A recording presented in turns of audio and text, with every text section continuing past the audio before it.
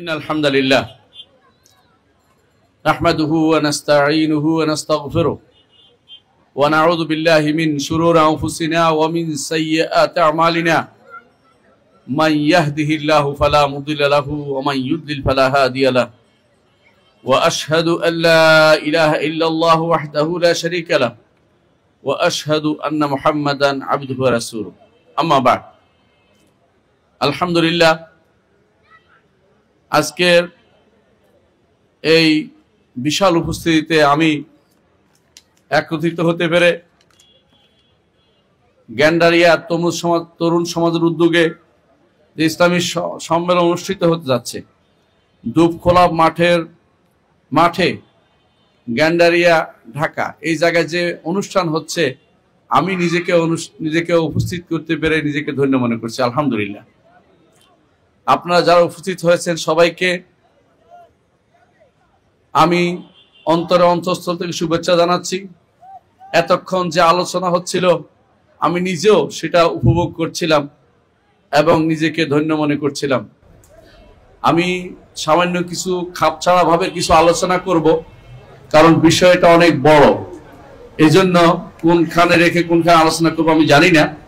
তো কিছু জিনিস আলোচনা করব যেগুলো হয়তো আপনাদের কাজে লাগবে, আমারও সেটা আখিরাতে পাথেয় হিসেবে জমা হবে বলে আশা করছি। প্রথমেই আসি ইসলামী আকীদা বনাম ভ্রান্ত আকীদা। ইসলামী আকীদা বনাম ভ্রান্ত আকীদা, এটা আলোচনা করতে হলে আকীদা শব্দটি আগে প্রতিষ্ঠিত করতে হবে। আমাদের ভাইরা অনেকে আকীদা শব্দটি শুনে রেগে যান। আপনারা অনেকেই দেখেছেন আকীদা শব্দটি কেউ ফেকও বলছে, আকীদা শব্দ কোত্থেকে আসলে নিয়ে মারামারিও করতেছে কেউ কেউ। আকীদা শুনলে অনেকের গা জ্বলে যায়। তো আমি বলছি আকীদা শব্দটি শুনতে না পারার মধ্যেও আকীদাগত বিভ্রান্তি রয়েছে। আকীদা শব্দটি যারা শুনতে চায় না তারা বিভ্রান্ত। আকীদা শব্দটি একটি পরিভাষা, যেই পরিভাষাটি গ্রহণযোগ্য পরিভাষা হিসাবে আমাদের সালফে সালেহিনের কাছে পরিচিত ছিল। আকীদা পরিভাষাটি অনেকের কাছে গ্রহণযোগ্য এখন হচ্ছে না। এর মূল কারণ হচ্ছে আমাদের জ্ঞানের দৈন্যতা, আমাদের ইলমের কমতি ছাড়া আর কিছুই নয়। সুতরাং খারাপ আকীদা, ভুল আকীদা এটা অবশ্যই রয়েছে, শুদ্ধ আকীদা সেটা অবশ্যই রয়েছে। এর কারণ কি জানেন? আকীদা শব্দের অর্থ বিশ্বাস। এমন কোন মানুষ কি আছে যার কোনো বিশ্বাস নাই? এমন কোন মানুষ কি হতে পারে যার কোনো বিশ্বাস নেই? মানুষ মাত্রই কিছু না কিছু বিশ্বাস করে, মানুষ মাত্রই কিছু না কিছু আর বিশ্বাস আছে। এমন কি যে বলে আমি কিছু বিশ্বাস করি না, এটাও একটা বিশ্বাস। কারণ বিশ্বাস ছাড়া থাকতে পারে না। বিশ্বাস ছাড়া যদি থাকে তাহলে কোনো পাগল থাকতে পারে অথবা কোনো ছোট বাচ্চা হতে পারে। বিশ্বাস সবারই আছে, তাহলে বিশ্বাসটা শুদ্ধ হতে হবে। বিশ্বাসটা শুদ্ধ হতে হবে। বিশ্বাস কিভাবে শুদ্ধ হবে এটা জানতে আমাদের জানা উচিত। একটা বিশ্বাস শুদ্ধ হয় বিশ্বাসের উৎস যদি শুদ্ধ হয়, আর বিশ্বাসের ধারক বাহকরা যদি শুদ্ধ হয়। বিশ্বাসের উৎস শুদ্ধ প্রমাণ করতে হলে কোরআন এবং সুন্নাহ ছাড়া আর কোনো উৎসকে আপনি শুদ্ধ পাবেন না। সুতরাং কোরআন এবং সুন্নাহ যদি বিশ্বাসের ধারক বাহকরা শুদ্ধ অর্থাৎ সালফে সালেহিন নীতিতে আসে তাহলে সেই বিশ্বাস অবশ্যই শুদ্ধ হবে। আর যদি কোনো পরবর্তীদের নীতিতে আসে সেটা অশুদ্ধ হবে এবং ভুল হবে, এতে কোনো সন্দেহ নেই। তাহলে আমরা বুঝতে পারছি অবশ্যই বিশ্বাসটাকে শুদ্ধ হতেই হবে। বিশ্বাস শুদ্ধ হতে পারে, অশুদ্ধ হতে পারে। সুতরাং ইসলামী আকীদা বিশ্বাস যেটাকে বলি, এর বিপরীতে ভ্রান্ত আকীদা বিশ্বাস রয়েছে, এটা অস্বীকার করার কোনো জো নেই। যতক্ষণ পর্যন্ত আকীদা বিশ্বাস শুদ্ধ না হবে ততক্ষণ পর্যন্ত আপনার জীবনের কোনো কর্ম, কোনো কাজ আল্লাহর দরবারে কবুল হবে না।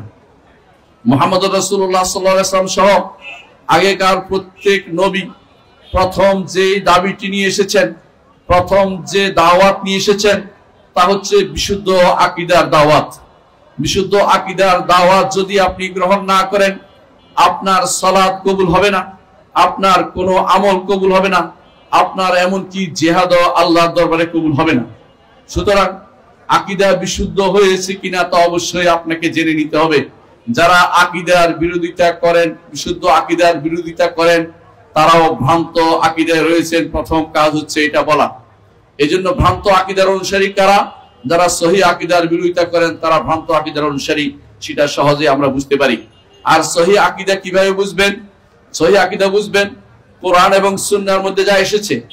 বলতে পারেন সবাই তো দাবি করে আমারটা কোরআন সুন্নাহ এসেছে, এই জন্যই 3 নম্বর শর্তটা লাগাতে হবে। সেটা হচ্ছে যা সাহাবায়ে কেরাম বুঝেছেন, তাবেঈনরা বুঝেছেন, ইমামরা বুঝেছেন, যুগে যুগে মুহাদ্দিসিনরা বুঝেছেন, মুফাসসিরিনরা বুঝেছেন, আপনার বুঝ মতো চললে সহিহ আকীদা হবে না, পরবর্তীদের বুঝ মতো চললে সহিহ আকীদা হবে না, কালাম শাস্ত্রবিদদের বুঝ মতো চললে সহিহ আকীদা হবে না, দার্শনিকদের বুঝ মতো চললে সহিহ আকীদা হবে না। সহিহ আকীদা হবে ওই সমস্ত মনীষীদের পথে চললে যারা একটি আকীদা পোষণ করে জান্নাতের সার্টিফিকেট পেয়ে গেছে। ওরা কারা? ওরা কারা? তারা হচ্ছেন সাহাবায়ে কেরাম রিদওয়ানুল্লাহি আলাইহিম আজমাইন। সুতরাং আপনার যে বিশ্বাস সাহাবায়ে কেরামের বিশ্বাসের মতো হবে না, তা যত সুন্দরই হোক না কেন, তা বিশুদ্ধ আকীদা হবে না এবং তা গ্রহণযোগ্য হবে না, তা ভ্রান্ত আকীদা বলে বিবেচিত হবে। আমি কয়েকটি বিষয় আলোচনা করব। একটি হচ্ছে ঈমান। ঈমানের ক্ষেত্রে বিশুদ্ধ আকীদা কি, ঈমানের ক্ষেত্রে ভ্রান্ত আকীদা কি। ঈমানের ক্ষেত্রে বিশুদ্ধ আকীদার ক্ষেত্রে প্রথমে জানতো ঈমান কাকে বলে। যারা ঈমানকে শুধু বিশ্বাসের মধ্যে সীমাবদ্ধ করে তারা ভ্রান্ত আকীদার অনুসারী। ঈমান শব্দের অর্থ শুধু বিশ্বাস নয়, ঈমান শব্দের অর্থ স্বীকৃতি দেয়া, এবং ঈমান স্বীকৃতি দিতে হবে অন্তরে, মুখে এবং কর্মকাণ্ডে।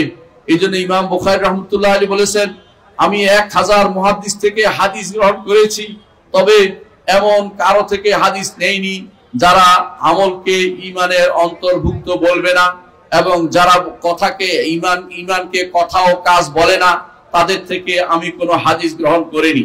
এজন্য শুধুমাত্র ঈমান যারা বিশ্বাসে সীমাবদ্ধ করে নিয়েছে তারা ভ্রান্ত আকীদায় বিশ্বাসী। ঈমান হচ্ছে অন্তরের বিশ্বাস, মুখের স্বীকৃতি এবং অঙ্গ প্রত্যঙ্গের আমল। 3টি জিনিসের পূর্ণ রূপ হচ্ছে ঈমান। কোন ব্যক্তি যদি কোনো আমলকে ঈমানের অন্তর্ভুক্ত না করে তাহলে সেই ব্যক্তি পথভ্রষ্ট এবং ভ্রান্ত আকীদার অনুসারী। ঈমান আহলুস সুন্নাত ওয়াল জামাতের নিকট ঈমান বাড়ে ও কমে। কোরআনে কারীম আল্লাহ তাআলা ঈমান বাড়ার কথা বলেছেন, হাদিসে মুহাম্মদুর রাসূলুল্লাহ সাল্লাল্লাহু আলাইহি ওয়াসাল্লাম ঈমান কমার কথা বলেছেন। কেউ যদি এখন বলে ঈমান বাড়ে না, কমে না, তাহলে সেই ব্যক্তি পথভ্রষ্ট এবং ভ্রান্ত আকীদার অনুসারী। অনুরূপভাবে ঈমানের ক্ষেত্রে ইনশাআল্লাহ বলা যাবে, কারণ ঈমানের অনেকগুলো শাখা রয়েছে। সমস্ত শাখা কেউ আমল করছে দাবি করতে পারে না, নিজের তাজকিয়াতুন নফস করতে পারে না। সে বলতে পারে আমি আশা করছি বলতে পারে। সেই জন্য কেউ ঈমানের ক্ষেত্রে ইনশাআল্লাহ বলাকে যদি সন্দেহ মনে করে, সেই ব্যক্তি ভ্রান্ত আকীদার অনুসারী। আহলুস সুন্নাত ওয়াল জামাত ঈমানের ক্ষেত্রে ইনশাআল্লাহ বলাকে জায়েজ নয়, শুধু গুরুত্বপূর্ণ মনে করে, কখনো কখনো সেটাকে তারা ওয়াজিবও মনে করে।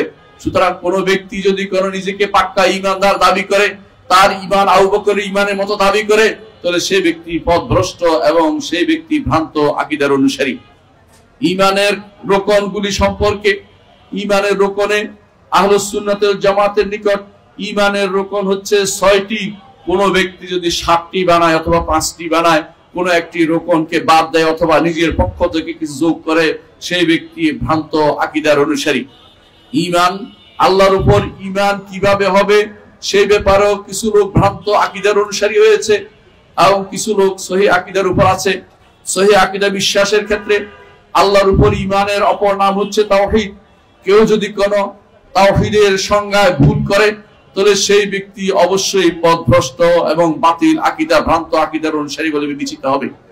আপনারা জানেন একটা বিরাট গোষ্ঠী রয়েছে যারা তাওহীদ বলতে বুঝে শুধু আল্লাহর অস্তিত্ব স্বীকার করা, যারা আল্লাহর অস্তিত্ব স্বীকার করে তাদেরকে তাওহীদবাদী মনে করলে এই ব্যক্তি ভ্রান্ত আকীদার অনুসারী। যারা মনে করবে আল্লাহ তাআলা আল্লাহ তাআলার জন্য তিনি একমাত্র স্রষ্টা মেনে নিলাম, অথবা তিনি একমাত্র স্রষ্টা মেনে নিয়েছি এবং আল্লাহ তাআলার কোনো অংশ নাই মানে নিচ্ছি, তার কোনো অংশ নাই মনে নিচ্ছি, তার সৃষ্টিতে তার কোনো অংশ নাই, অন্য কারো অংশ নাই, সেটা যদি করে কেউ মেনে নেয়, তার কোনো শরীক নাই মনে করে, এতেই তার জন্য তাওহীদবাদী হবে না। তাওহীদবাদী হতে হলে তিনটি জিনিস লাগবে। এক নম্বর হচ্ছে তাকে আল্লাহকে একমাত্র রব মানতে হবে, আর রব মানার জন্য তিনটি জিনিস লাগবে। আল্লাহকে খালেক, মালিক এবং মুদাব্বির মানতে হবে। এই প্রথম কাজ, আল্লাহকে রব হিসেবে মানতে হবে।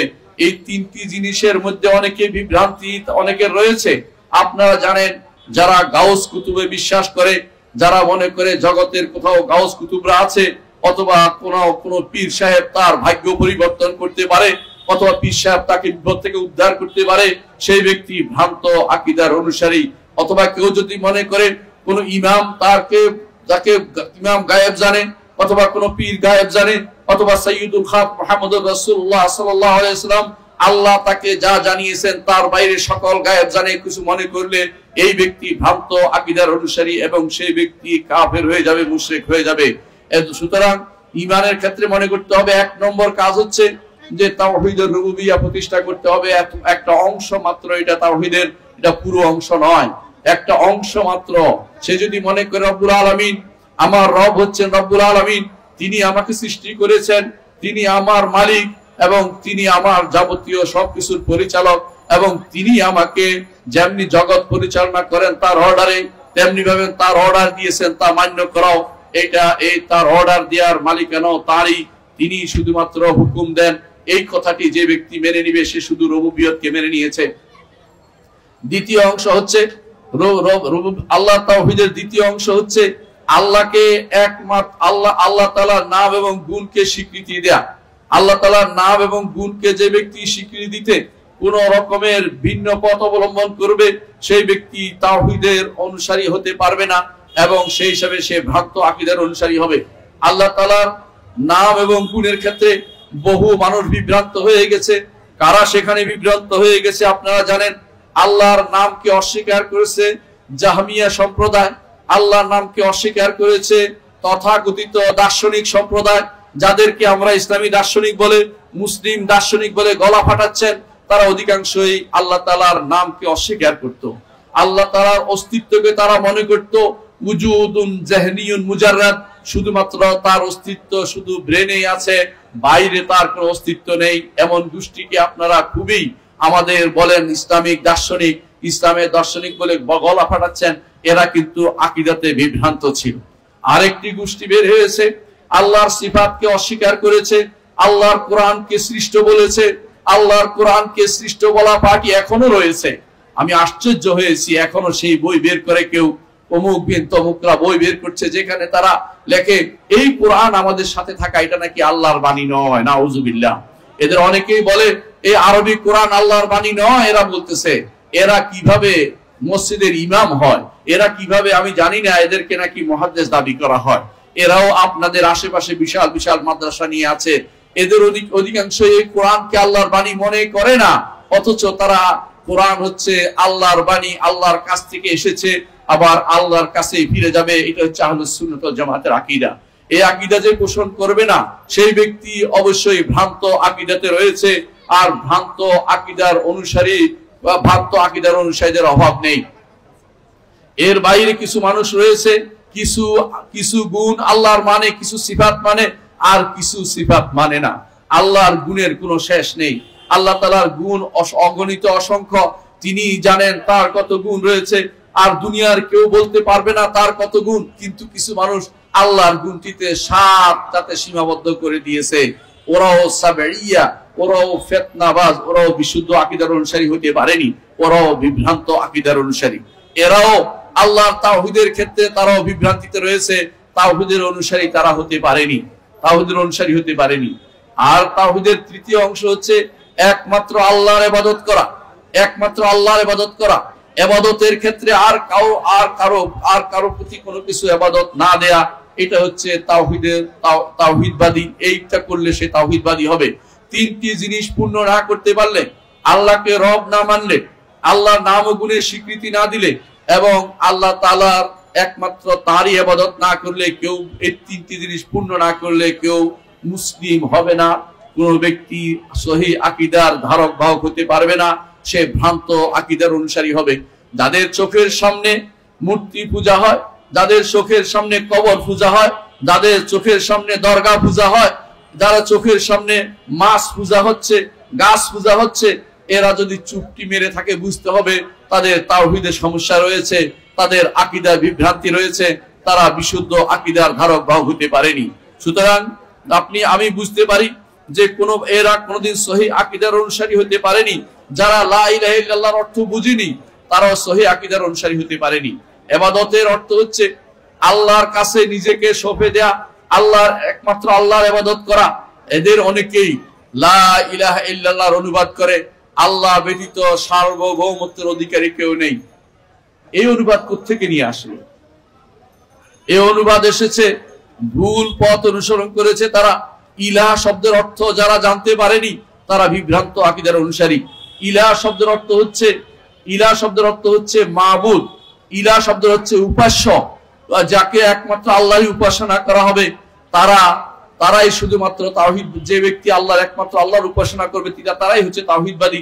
আর যে কেউ মনে করবে ইলাহ শব্দের অর্থ হচ্ছে ক্ষমতার অধিকারী আর কেউ নয় এবং শাসনের অধিকারী আর কেউ নয়, সেই ব্যক্তি লা ইলাহা ইল্লাল্লাহর অর্থ বুঝেনি, তাওহীদুল উলুহিয়া বুঝেনি, সেই ব্যক্তি তাওহীদে ইবাদতে একাত্মবাদ প্রতিষ্ঠা করতে পারেনি, সেই ব্যক্তি বিভ্রান্তিতে রয়েছে।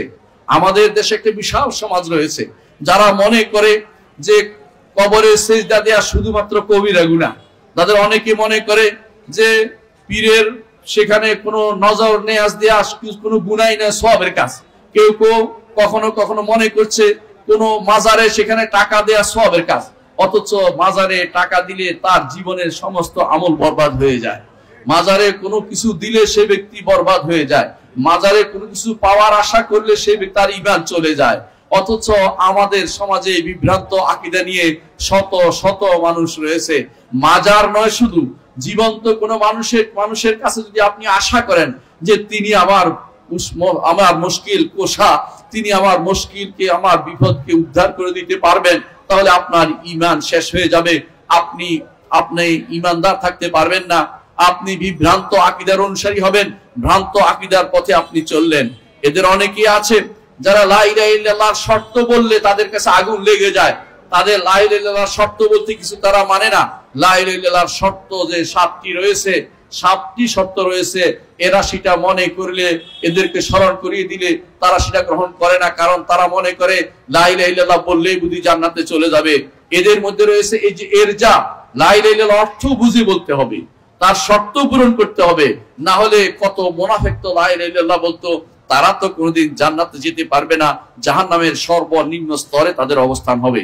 সুতরাং আপনি বুঝতে পারছেন যে আকীদার বুঝার কত গুরুত্ব রয়েছে। আজ আমাদের সমাজে এমন অনেক ভাই রয়েছেন যারা ভালো হয়তো সহিহ আকীদা ও মানহাজে এসেছেন, কিন্তু তার পিতামাতা অথবা অনেক এরকম শাসকরা প্রশাসকরা রয়েছেন যারা দিন না বুঝে বিশুদ্ধ আকীদার প্রসার না করে বাতিল আকীদার প্রমোশন করে যাচ্ছেন। ওদেরকে কে বুঝাবে যে আকীদা শুদ্ধ না হলে বাকি জীবনের কোনো আমল আপনার কবুল হবে না? এই জন্য অনেকেই আছে মনে করে বসে আছেন যে যত রকমের শিরকে করুক না কেন, তার যেহেতু লা ইলাহা ইল্লাল্লাহ আছে জান্নাতে চলে যাবে। কিন্তু লা ইলাহা ইল্লাল্লাহর অর্থ না বুঝলে, শর্ত না মানলে লা ইলাহা ইল্লাল্লাহ প্রতিষ্ঠিত থাকে না, এটা তাদের জানতে হবে। সুতরাং লা ইলাহা ইল্লাল্লাহর অর্থ যে ব্যক্তি অন্য কোনো কিছু করবে, কেউ করে কি কিছু থেকে কিছু হয় না, এই জাতীয় অর্থ কেউ করে যে লা ইলাহা ইল্লাল্লাহর অর্থ কেউ করে যে সৃষ্টিকর্তা আর কেউ নেই, স্রষ্টা একমাত্র আল্লাহ তাআলা, এটা তো লা ইলাহা ইল্লাল্লাহর অর্থ নয়। লা ইলাহা ইল্লাল্লাহর অর্থ হচ্ছে যেই স্রষ্টা আমাকে সৃষ্টি করেছেন একমাত্র তারই ইবাদত করা, আমার জীবনের সবকিছু তার প্রতি নিবেদন করা। কুল ইন্না সলাতি ওয়া নুসুকি ওয়া মাহইয়ায়া ওয়া মামাতি লিল্লাহি রাব্বিল আলামিন। আমার জীবন মরণ, আমার সালাত, আমার কুরবানি, আমার যত ইবাদত সব একমাত্র আল্লাহর দিকে নিবেদিত করব। আমি কারো কাছে কোনো কিছু ধর্ণা দেব না। আমি সাহায্য চাইলে আল্লাহর কাছে চাইবো, আমি ডাকলে আল্লাহকে ডাকবো। মুহাম্মদুর রাসূলুল্লাহ সাল্লাল্লাহু আলাইহি ওয়াসাল্লাম তার বাহনের পিছনে বসিয়ে ইবনে আব্বাসকে শিক্ষা দিয়েছেন। তিনি বলেছেন, ইয়া গোলাম, প্রিয় বৎস, আমি তোমাকে কিছু শব্দ, কিছু বাণী শিক্ষা দেব, কিন্তু কালেমা শিক্ষা দেব। কি বলেছেন? বলেছেন যে তিনি বলেছেন, ইহফাজিল্লাহ ইয়াহফাজুকা, আল্লাহর তাওহীদের হেফাজত করো, আল্লাহ তোমার হেফাজত করবেন। ইহফাজিল্লাহ তাজিদহু তুজাহাক, যখন তুমি আল্লাহর হেফাজত করবে, আল্লাহকে তুমি যে কোনো অবস্থায় পাবে, অর্থাৎ তুমি তাকে পাবে, তিনি তোমার সাহায্য করছেন বিপদে আপদে সব জায়গায়। ইজা সাআলতা ফাসআলিল্লাহ, যখন চাইবে একমাত্র আল্লাহর কাছে চাইবে। ওয়া ইজা ইসতাআনতা ফাসতাইন বিল্লাহ, যখন সাহায্য চাইবে একমাত্র আল্লাহর কাছেই সাহায্য চাইবে। দুনিয়ার কারো কাছে তুমি সাহায্য চাইবে না, কোনো মাজার নয়, কোনো গজার মাছ নয়, কোনো রকমের কোনো কিছু নয়, কোনো কিছুর কাছে আপনি চাইবেন না। আপনার সমস্যার সমাধান কোনো বানরও করতে পারে না, কোনো হুজুরও করতে পারে না। আপনার সমস্যার সমাধান একমাত্র রব্বুল আলামিন করতে পারেন। এ হচ্ছে আপনি বুঝতে পারছেন যে বাতিল আকীদার একটি উদাহরণ আমি দিলাম, যে এরা বিভিন্ন রকমের বাতিল আকীদার প্রচার প্রসার করে যাচ্ছে। ঢাকা শহরে যে সমস্ত কবরগুলি আছে, এই কবরের অনেক পাহারাদার আছে, কবরের অনেক খেদমতগার আছে। আমি জানি না কবরের কিভাবে খেদমত করে। যদি কবরের খেদমত সবাই লেগে যায়, তাহলে মানুষগুলির আর কোনো কাজ থাকবে না। প্রিয় ভাইয়েরা, কবরের কোনো খাদেম হইতে পারে না, কারণ মৃত ব্যক্তির কি খেদমত আপনি করবেন? মৃত ব্যক্তির জন্য আপনি দোয়া করতে পারেন, মৃত ব্যক্তি আপনার কোনো উপকার করতে পারবে না। কেউ যদি মনে করে মৃত ব্যক্তি কোনো উপকার করতে পারবে, তো সেই ব্যক্তি সঙ্গে সঙ্গে কাফের হয়ে যাবে। মৃত ব্যক্তি আপনার কোনো উপকার করতে পারবে না। মৃত ব্যক্তি যদি কোনো আল্লাহ না শোনায়, তাহলে শুনতে পাবে না। শুনতে পেলেও আপনার কোনো উপকার সে করতে পারবে না, কারণ সে মহা বিপদে আছে। ইমাম আবু হানিফা রাহমাতুল্লাহ আলাইহি বলেছেন, মৃত ব্যক্তির কাছে কোনো কিছু চাওয়ার অর্থ হচ্ছে একজন ডুবন্ত ব্যক্তি আর এক ডুবন্ত ব্যক্তির কাছে সাহায্য চেয়ে বেড়াচ্ছে, আমাকে বাঁচাও। কারণ উভয়ই হচ্ছে আল্লাহর দাস। আল্লাহর দাস, আমরা একমাত্র আল্লাহর দাস। সুতরাং দাস আপনার কি উপকার করবে? শুধু অতটুকু উপকার করতে পারবে যতটুকু তার ক্ষমতার ভিতরে আছে। আমি আপনাকে আমার হাতের ক্ষমতা যতটুকু আছে অতটুকু উপকার করতে পারবো, কিন্তু এর বাইরে যদি এমন জিনিস আপনি তার কাছে চান যেটা আল্লাহ তাআলার হাতে রয়েছে, তাহলে আপনি শিরিক করলেন আল্লাহর সাথে। এই ভ্রান্ত আকীদার অনুসারী অনেক বেশি, তারা শুধু ভ্রান্ত পথেই চলে বেড়াচ্ছে। এদেরকে শুদ্ধ করার দায়িত্ব আপনার আমার সবার। এই জন্য আকীদাকে আগে শুদ্ধ করতে হবে, সবকিছুর আগে। আকীদাকে সবকিছুর আগে শুদ্ধ করতে হবে। আকীদা, ইমাম আমাদের শেখ আলবানী রাহমাতুল্লাহ একটা গ্রন্থ লিখেছেন, আল আকীদাতু আউয়ালান লাউ কানু ইয়ালামুন, সবার আগে আকীদাকে শিখতে হবে যদি তারা বুঝতো। কিন্তু আকীদা বিশ্বাসের এই জায়গাটুকু অনেকের কাছে এখনো অস্পষ্ট রয়ে গেছে। আমাদের সমাজে যারা আল্লাহ তাআলা সম্পর্কে আকীদা বিশুদ্ধ করেনি, তারা এখনো পর্যন্ত হিন্দু আকীদা রয়েছে। আল্লাহ তাআলা সম্পর্কে আকীদা কিভাবে বিশ্বাস করতে হবে? আল্লাহ তাআলা তিনি সৃষ্টি থেকে আলাদা, তিনি সৃষ্টি থেকে আলাদা, তিনি স্রষ্টা, তিনি উপরে, সৃষ্টি নিচে, তিনি সবকিছুর উপরে।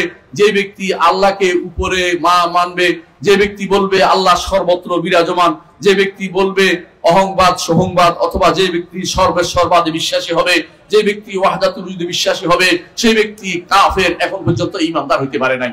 ঈমানদার হইতে হলে বিশ্বাস রাখতে হবে রব্বুল আলামিন তিনি আরশের উপরে, এটা বিশ্বাস করতে হবে। তিনি সবকিছুর উপরে বিশ্বাস রাখতে হবে, কারণ এটাই আল্লাহ তাআলা কোরআনে কারীমে বলে দিয়েছেন, ইন্না রাব্বাকুমুল্লাহুল্লাযী খালাকাস সামাওয়াতি ওয়াল আরদা ফি সিত্তাতি আইয়ামিন সুম্মা ইসতাওয়া আল আরশ। তোমাদের রব তো তিনি আসমান জমিন তিনি 6 দিনে সৃষ্টি করেছেন, তারপর তিনি আরশের উপরে উঠেছেন। রব্বুল আলামিন সবকিছুর উপরে। এর দলিল আপনি প্রতিদিন সালাতের মধ্যে বলেন সাব্বিহ ইসমা রাব্বিকাল আ'লা।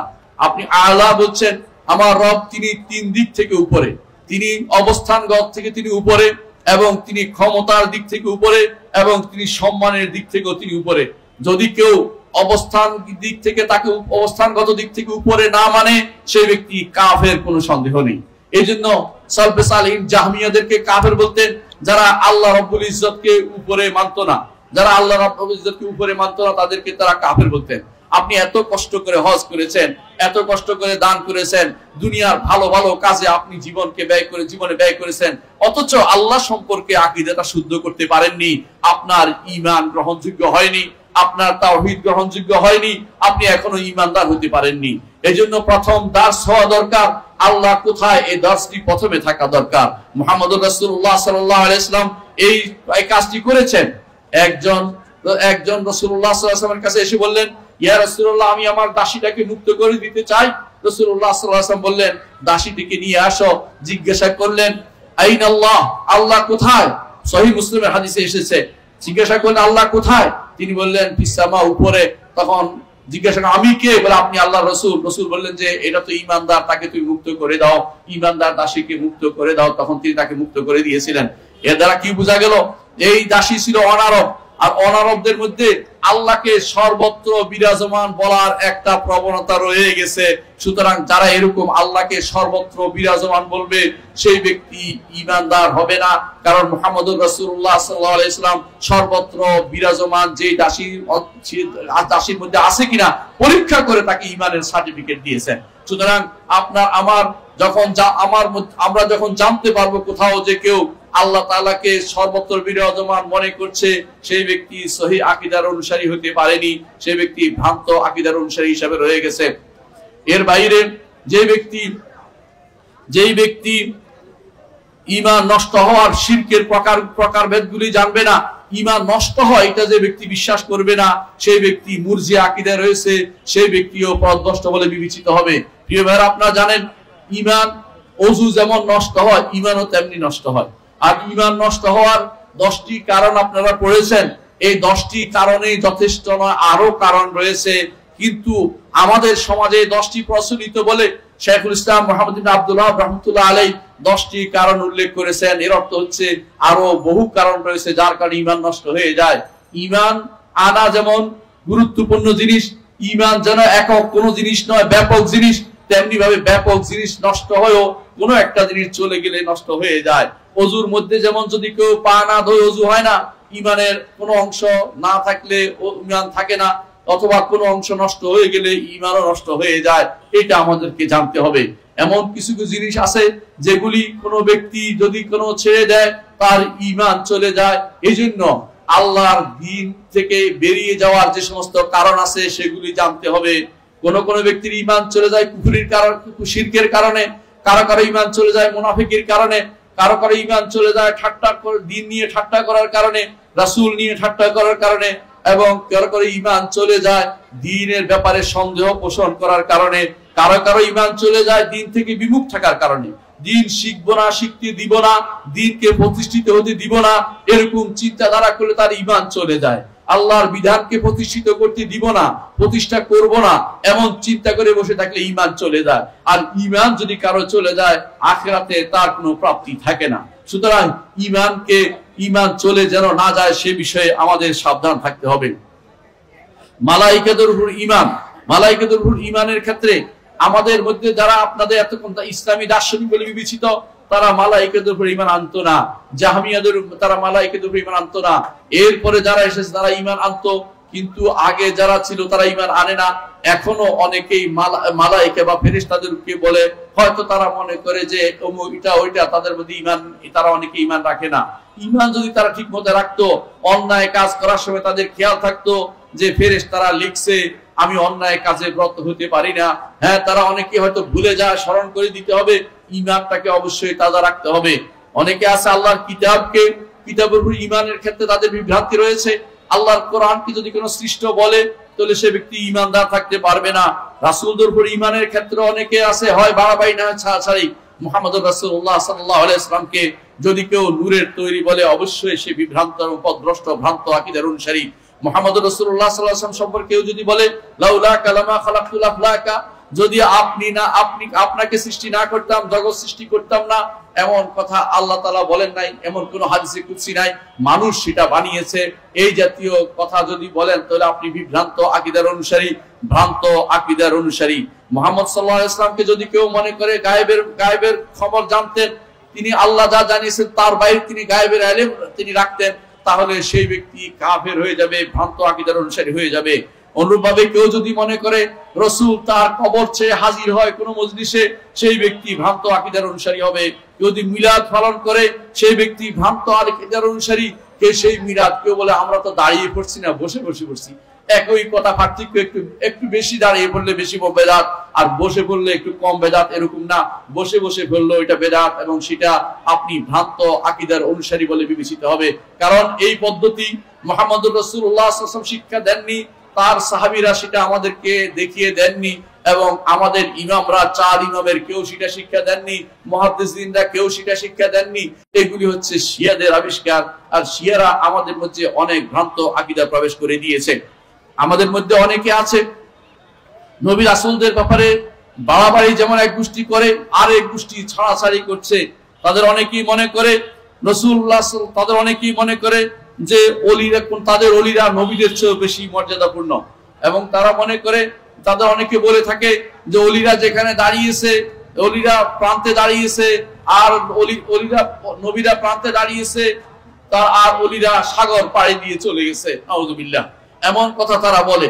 এবং তারা ওলিদের মর্যাদা নবীদের উপরে দেয়, ওলিদের কারামতকে নবীদের উপরে কারামত হিসেবে বিবেচনা করে, এবং নবীদের কারামত ছাড়া তাদের কোনো মিথ্যা কথা চলে না।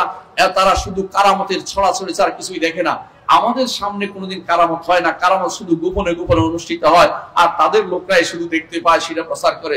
অবশ্যই কারামত রয়েছে, তবে সত্য কারামত আর মিথ্যা কারামতের মধ্যে পার্থক্য করতে হবে। এমন কোন কারামত হবে না যেটা রাসূলের কোন মর্যাদার উপরে উঠে যাবে, এমন কোন কারামত হইতে পারে না।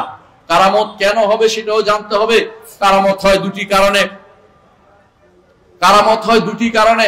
এক নম্বর কারণ হচ্ছে ঈমানকে শক্ত করার জন্য, ব্যক্তির ঈমানকে শক্ত করার জন্য। আর দ্বিতীয় কারণ হচ্ছে ব্যক্তি দাওয়াতকে শক্তিশালী করার জন্য। এর বাইরে কথায় কথায় কারামত যারা দেখায় তাদের সেটা কারামত নয়, এটা হচ্ছে ইস্তিদরাজ, এটা হচ্ছে বিশেষ পরীক্ষা, যার মাধ্যমে মানুষ এদেরকে বিভ্রান্ত করা হচ্ছে। নিজেরাও বুঝছে না, নিজেরা হয়তো বুঝছে না, তারা নিজে বুঝেও বিভ্রান্ত হচ্ছে। অনেকে আছে খিজিরের তালাশে থাকে, খিজিরের চোখ দিয়ে খুঁজে বেড়ায় সবুজ, যারা খিজিরের নীল আকাশ খুঁজে বেড়াচ্ছে, নীল চক্ষু খুঁজে বেড়াচ্ছে, তারা বিভ্রান্তিতে রয়েছে। কারণ খিজির বহুত আগেই মরে গেছেন। খিজির আলাইহিস সালাম তিনি মুহাম্মদুর রাসূলুল্লাহ সাল্লাল্লাহু আলাইহি ওয়াসাল্লামের সময় জীবিত ছিলেন না। কারণ যদি থাকতেন, উহুদের যুদ্ধে, বদরের যুদ্ধে তার হাজির হওয়া বাধ্যতামূলক ছিল। মুহাম্মদুর রাসূলুল্লাহ সাল্লাল্লাহু আলাইহি ওয়াসাল্লামের খেদমতে হাজির হওয়া তার জন্য বাধ্যতামূলক ছিল।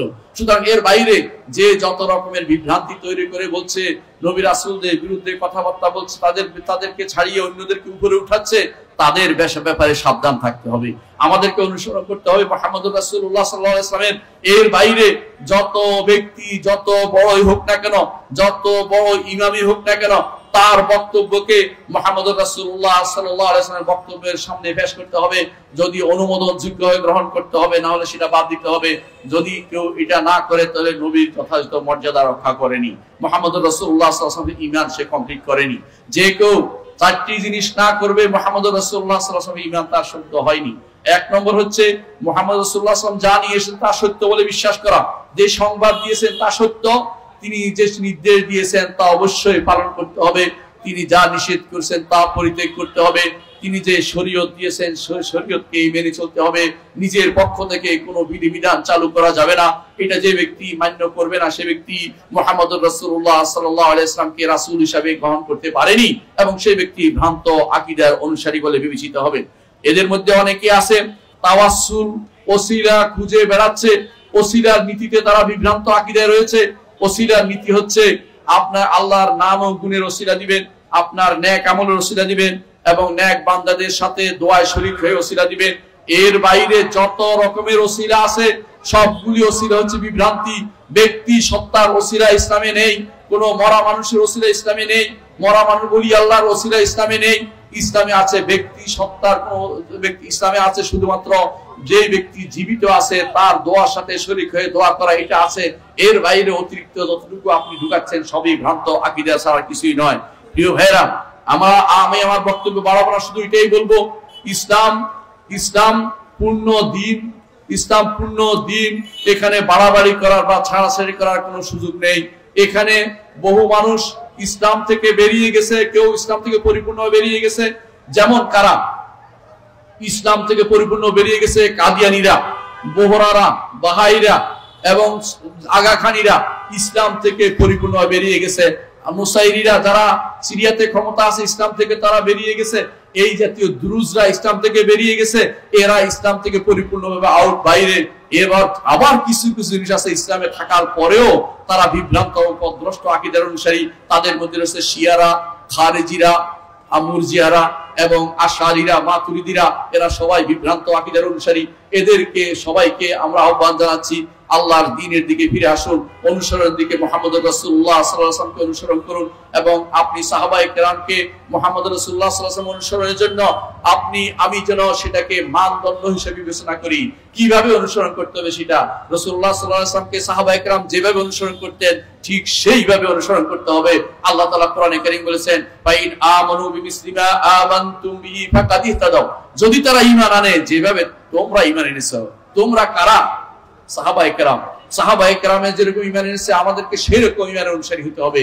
নিজের মন মতো ঈমানের সংজ্ঞা দেওয়া যাবে না, নিজের মন মতো ঈমান গ্রহণ করা যাবে না। তাহলে বিভ্রান্ত আকীদাতে আমাদেরকে অবস্থান করতে হবে। আল্লাহ আমাদেরকে বিভ্রান্ত আকীদা থেকে বাঁচিয়ে দিন, আল্লাহ আমাদেরকে দ্বীনের দিকে ফিরিয়ে দিন, আমাদেরকে আকীদা ও মানহাজে আমাদেরকে সালাফে সালেহিনের নীতি অনুসরণ করার তৌফিক দিন, আমাদেরকে আহলুস সুন্নাত ওয়াল জামাতের উপর রাখুন এবং বিভ্রান্ত আহলুস সুন্নাত ওয়াল জামাত বলে বিভ্রান্ত যারা আছে তাদের থেকে আল্লাহ আমাদের বাঁচিয়ে দিন। আমি আমার বক্তব্য এখানে শেষ করছি। সুবহানাকাল্লাহুম্মা ওয়া বিহামদিকা আশহাদু আল্লা ইলাহা ইল্লা আনতা আস্তাগফিরুকা ওয়া আতুবু ইলাইক। আসসালামু আলাইকুম ওয়া রাহমাতুল্লাহি ওয়া বারাকাতুহু।